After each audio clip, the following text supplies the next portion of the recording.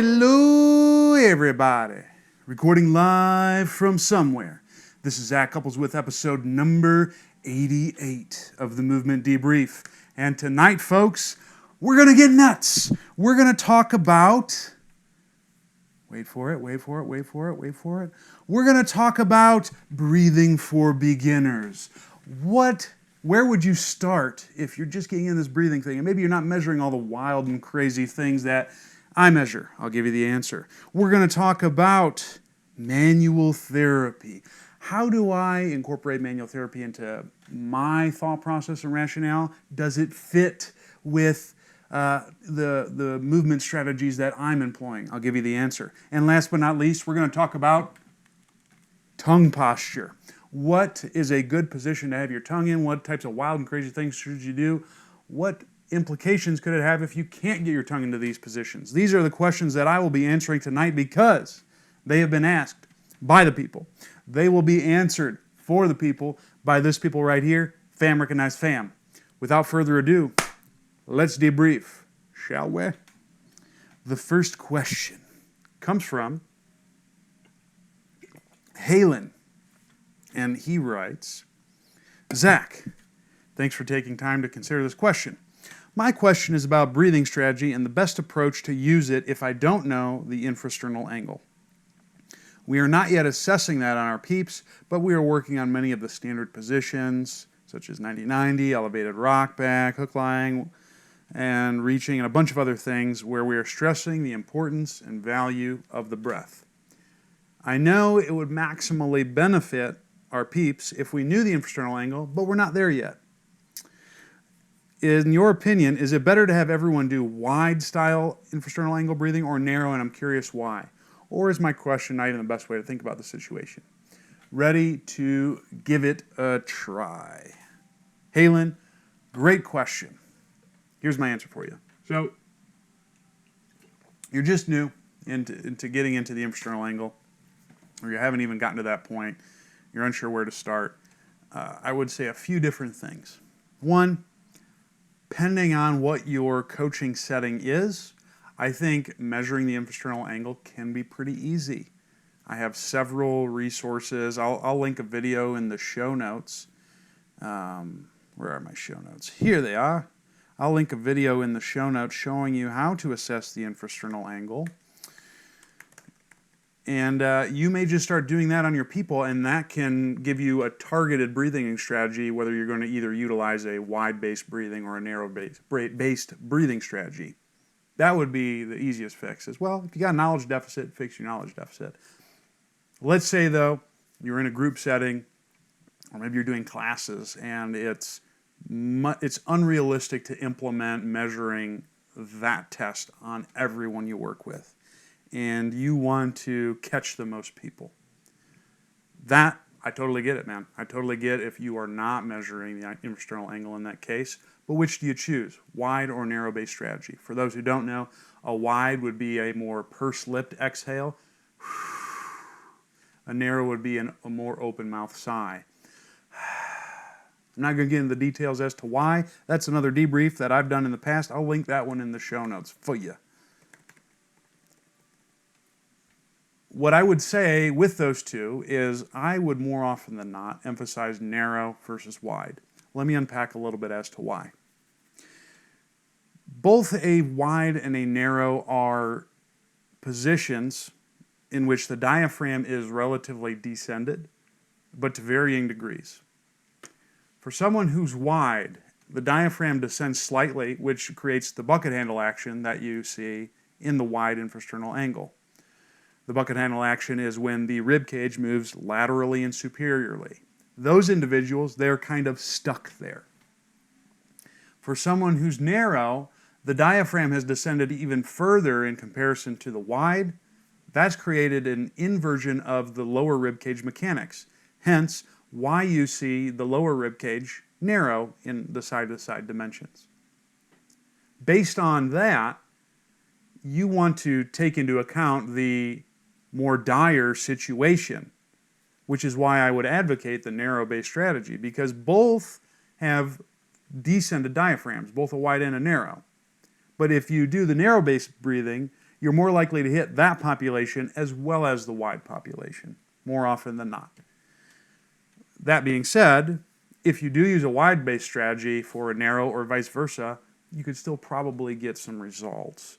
It's not like doing pursed-lipped exhalation is going to absolutely destroy a wide or a narrow infrasternal angle and they're not going to be able to move the next day, and vice versa.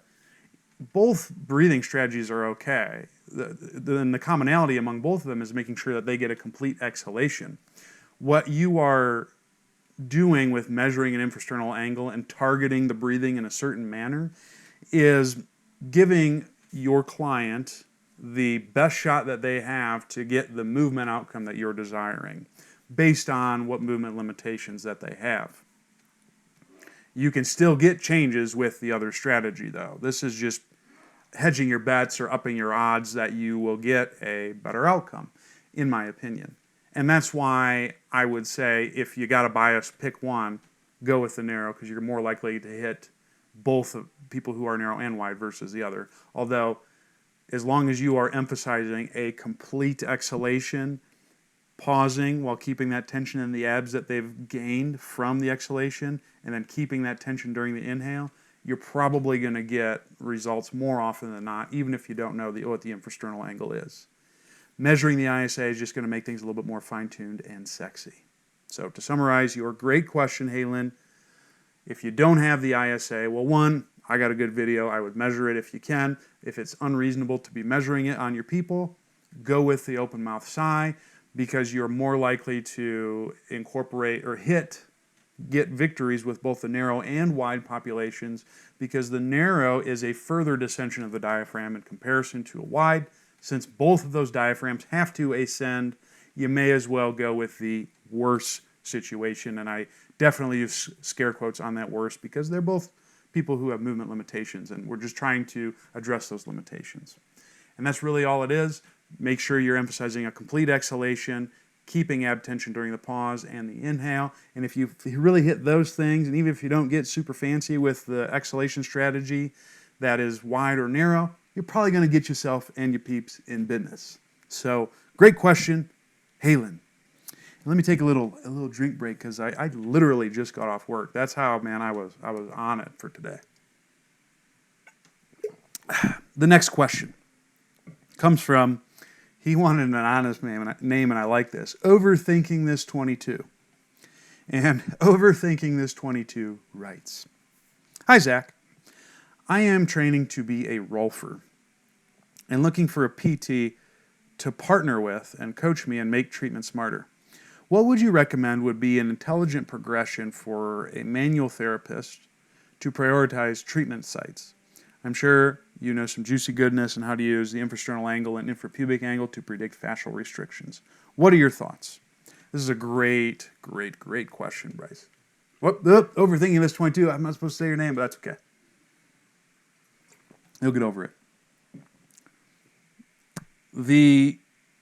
I don't really care necessarily what interventions you use, as long as you are emphasizing a relatively accurate thought process.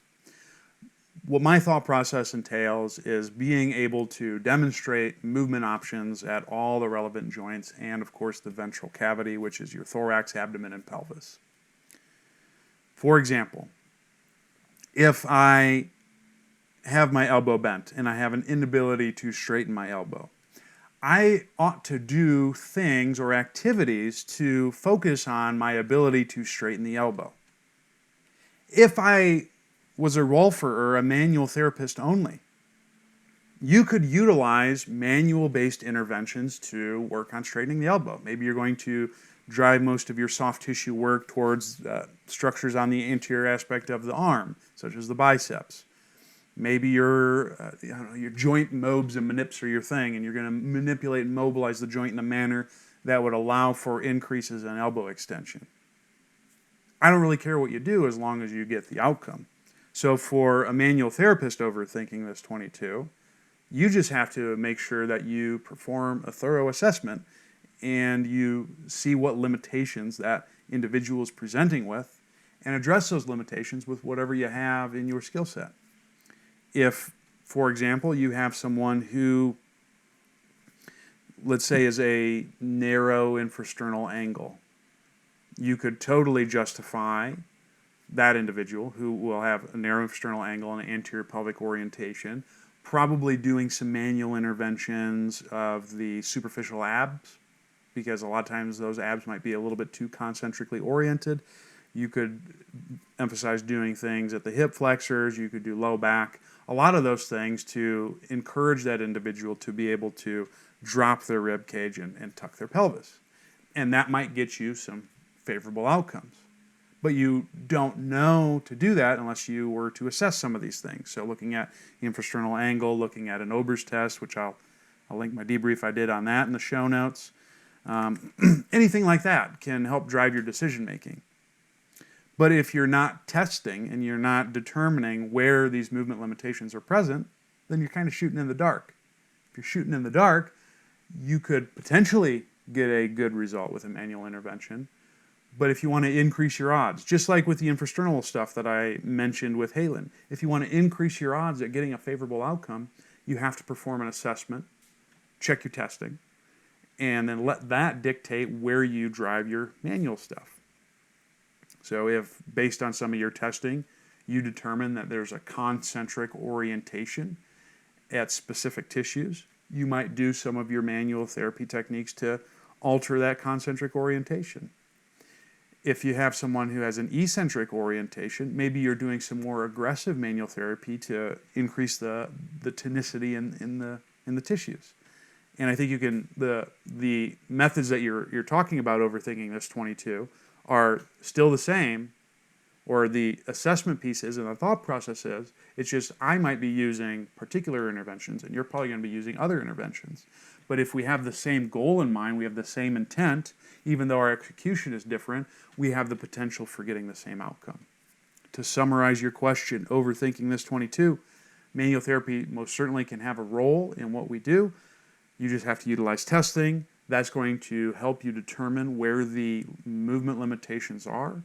And if you have an understanding of anatomy and what could be contributing to some of those movement limitations, utilizing your manual therapy skill set at those specific areas could likely lead to some favorable results for your people.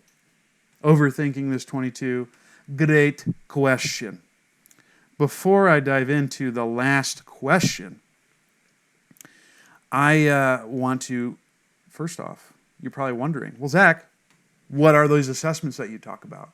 How can I be more fine-tuned with my selection of activities and exercises or manual interventions? Or maybe I see these movement limitations happening on the training floor and I don't know how to address them even though I'm coaching the snot out of these people. I have an answer for you, and that answer is at Human Matrix. It is coming your way many different places, but we're going to teach you all that stuff. We're going to teach you a thorough assessment so you can make informed decisions with your people.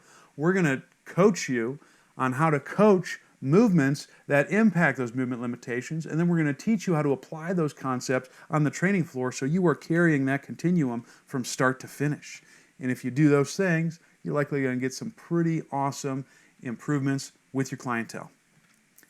Locations, if you want to come join us. We're going to be at Cincinnati, Ohio, August 3rd and 4th. Vancouver, British Columbia, August 24th and 25th. For the Cincinnati one, the early bird is ending July 5th, which, folks, that's like next week, next Friday. You probably want to sign up for that one if you haven't already. September 21st and 22nd in Raleigh, North Carolina. October 5th and 6th in Boston, Massachusetts. November 23rd and 24th in New York City, round 2.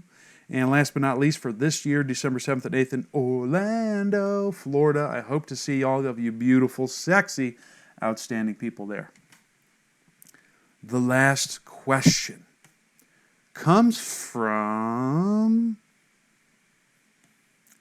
Tony Stark. Yes, Tony Stark. He writes, "Hey, brother, how's it going? Hope things are going well. I've got to reading an article on tongue fascia and not sure if you're familiar with it running down to your diaphragm. If your diaphragm is in spasm or a pull from anterior pelvic tilt, would that put load on your tongue and jaw to be pulled as well? I thought it was interesting, but didn't know enough to kind of dig deeper. Great question, Tony. And let's dive into this. So, what is your tongue good for? Your tongue is good for a lot of things. Obviously, it helps you with swallowing, helps with other things. It also helps you breathe through your nose at rest, whatever the hell rest means. Your tongue, not just the tip, but the backside as well, should be pressed up against the roof of your mouth. What that does is that creates a natural blockade that prevents you from breathing through your mouth and allows you to breathe more effectively through your nose. If you don't believe me, I have someone who knows way more about this stuff than I do. The guy who did my tongue surgery, Dr. Zaghi, has a really good video that discusses this, and I'll find that, link it in the show notes for you. I'm not making this up, folks. This is what your tongue should do. And also, full disclosure, I have totally seen that happen to me. It's kind of weird. I breathe way more through my nose now, which is awesome. So that's kind of what your tongue is for. If, for whatever reason, I need to utilize a mouth breathing strategy, the tongue will drop to the roof of the mouth, or drop to the floor of the mouth, or push forward, allowing for me to breathe more effectively through my mouth. Now, there can be things that influence that below the neck and the cranial region. For example, if the pelvis anteriorly orients, that could contribute to a forward head posture because everything is falling forward. A forward head posture is going to depress the hyoid bone, which is going to cause your mouth to drop, and thus it's going to be much more challenging for you to get your tongue up on the roof of your mouth. And it's not like this caused this. It's all of this is happening at once. Because if I influence one part of the spine, the rest of the spine kind of has to follow suit. So yes, while I don't know about the fascia stuff, I know based on some of the biomechanics at play that if something happens in one region, it's probably going to have an influence in another region. And that could be one example as to how you may have a tongue that is either resting down on the floor of the mouth or even thrusting your tongue forward with the goal of opening up the oral airway. This can be undesirable for many reasons, not the posturing, but not being able to breathe through your nose. One, the air is less pure because you don't go through the humidification process, as well as some of the things that eliminate pathogens from entering your body through the nose. So that could be one possible reason. Also, if you can't do it, you may be prone to having some sleep issues because if your tongue falls flat and it doesn't stay to the roof of your mouth, that could occlude the airway, potentially leading to upper airway resistance syndrome or sleep apnea because you're creating a blockage of the upper airway. So neither of these things are desirable. What you going to do about it? That's probably what you're wondering. And I'm glad you asked, Tony. So what you could do about that is address the axial skeleton component. For example, if I am an individual who has a forward head posture, open mouth, and I have limitations in the ventral cavity, what I may do is activities to work on addressing those movement limitations to influence the lower portion of the airway or the lower airway, and that could have a favorable change in your ability to move your head in multiple directions. It may make you less prone to a mouth breathing strategy and may make it easier for your tongue to go up on the roof of your mouth. That would be the solution that someone such as myself would start with. But I don't think that is the only answer or the only potential solution. If you do not know how to use your tongue because maybe you had a tongue tie like myself and you never had the ability to get your tongue up on the roof of your mouth, or you just don't have that motor skill available for whatever reason, you could also think about going down the myofunctional therapy route, which involves utilizing different exercises to teach yourself to place your tongue on the roof of your mouth. And there's also things that it does impacting swallowing, many different things. I'm not a big expert in this field, but it's something that I plan on studying a lot more over the next couple of years, mainly because I've seen profound results in myself, and I've seen some results happen with my patients as well, with just some of the stuff that I've learned going through my own pathway with this myofunctional stuff. They say posture can't change, but I tell you what, I have most certainly seen an amazing change in my tongue posture.